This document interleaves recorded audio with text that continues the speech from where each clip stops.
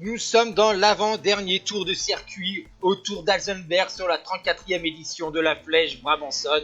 Nous sommes le 27 mars 1994 et Dirk de Wolf, le vétéran belge de 33 ans de l'équipe Ista, vainqueur de Liège-Bastogne-Liège en 92, a attaqué. Il est vite rejoint par Gianni Bugno ainsi que de 12 autres coureurs qui vont donc passer une dernière fois sur la ligne d'arrivée avant d'attaquer un dernier tour avec le Brune Put notamment. Et vous voyez ici donc Gianni Bugno, le coureur italien, double champion du monde en 91 et 92, 9e de Paris-Nice en début de saison. Ce groupe de tête va se réduire à 9, puisqu'on va avoir une attaque de Michele Bartoli, vainqueur de la semaine Coppi-Bartali en 93, et de Jasper Stibbe, le Danois de la TVM, vainqueur de la 4e étape de Tirreno.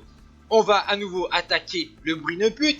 Le groupe ne va plus être constitué que de 7 coureurs, avec notamment Gianni Bugno, Martin Denbacker, Michele Bartoli, Andriy Schmil, Jasper Stibbe, Edwin Van Hooydonk ou encore Gianluca Bortolami, le coureur italien de la Mapei Class 5e du Grand Prix E3. Andriy Schmil lui avait remporté le Grand Prix E3, qui était une course de préparation pour le Ronde la veille de ce Brabantse Spiel.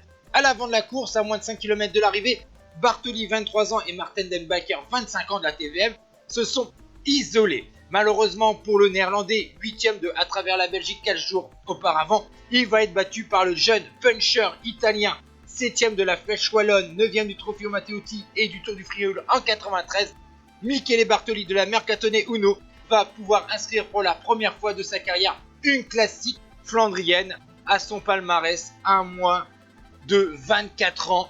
Belle performance de l'Italien devant Martin Denbacker à quelques mètres derrière lui. Gianni Bugno est 3e à 10 secondes devant Andriy Schmil, Edwin Van Hooydonk, Jasper Stibbe et Gianluca Bortolami qui finit 7e à 19 secondes.